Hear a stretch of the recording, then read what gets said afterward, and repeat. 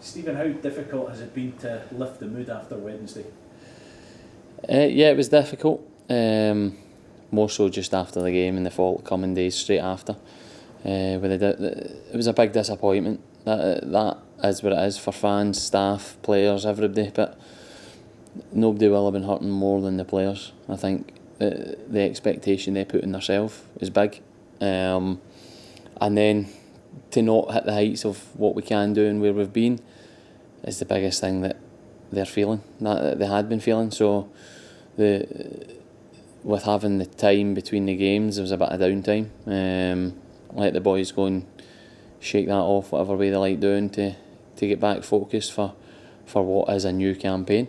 And we've probably seen the results of that in the last couple of training sessions. It's been much better than where it was after the game against Ukraine. Speaking to Andy Robertson after the game, he said we just didn't really turn up. Is that the biggest frustration, that they'll be looking at themselves? For sure. It wasn't good enough. Definitely. No, you didn't need to walk in the change room and say anything. Every one of them understood that they'd let a very good opportunity go. We didn't get outplayed, or it wasn't unbelievable stuff Ukraine done that cost us. So that's where the boys looked at themselves and understand that it is a setback. It's a frustration, but for this group, it's been real positives for a long time. Which the disappointment, the root of that comes from that. The progression in the squad and how well we've done and getting to the Euros, the expectation goes up and everybody really has a real belief that we can get to tournaments. Now that's where we want to be. We've had a setback, but the good thing we've got now is 3 games in quick succession that we can still leave this camp on a positive, knowing what a good Nations League campaign what it can bring for us at the end of it. Stephen, I've heard a lot about what the players didn't do on Wednesday night. I haven't heard so much about why the manager didn't change things in the first half when clearly it wasn't working. What are your thoughts on that? There was a lot done before the game and how we wanted to play, and I think as a group we've still felt that we could, if we could get our foot on the ball and pick the right pass, then we would have got success.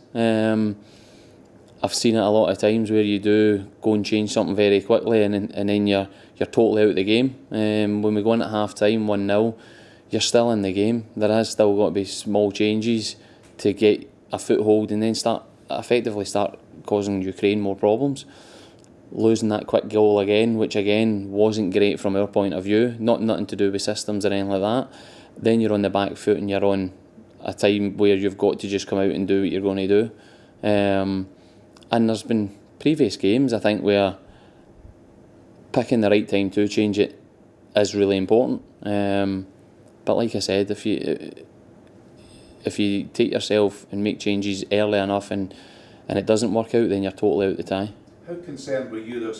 Watching you at the games, obviously your job to go down, liaise with the manager. How concerned were you in that first half? Because we did concede several chances. Craig Gordon kept us in it with a couple of terrific saves. Yeah, I think for us the concern was how easy they got through is more than anything else, and that's a trait I would say that's been really good with this squad. In a lot of the games in the past we've been solid. We maybe didn't pick and choose the right times when we're going to press and break shape. That caused us problems. But throughout the full game, as staff to the manager, we've constantly just gone to bring him what we see, what we do, and the manager will make the call. I think it's hard for any one individual to watch a game and start seeing everything that's happening. So it was more just that. But the manager's very controlled in everything that he does, and I think that's got us a lot of good results in the past. So I think overall, all round, it just wasn't good enough on the night. And everybody feels that because of how good an opportunity we felt it was. Yeah, I think that was ramped up. We're all disappointed, but I don't know if you watched the Wales-Ukraine game yesterday, yeah. But watching that, you just felt that Wales were there for they didn't look a great side, they didn't look a better side than when we've been playing well, we have. And was the disappointment increased watching that game last night and thinking about what we could have done down there? When you see the result, there's the disappointments there, but we trained, so it wasn't as if everybody was sitting around watching the game. But when the draw originally was made, we're all sitting here going, decent enough draw, we can get through these 2 games. And again, that's where, going into the Ukraine game, the fans felt it, the staff felt it, the players, everybody feels this confidence which comes from 3 years of good work. And that is that there's no getting away from, that's where the disappointment comes from. But we've got to use this now. That is, we've done well through a Nations League, got to a tournament, we've had the setback now, and there's not been that many setbacks since the managers come in. So now we've got to push on again. If you want to be that team that's consistently champing on the door to get to major tournaments and giving yourself a right chance, you've got to understand it, take it on board and go again. So just a real test of character for the players now to make sure that they do exactly that?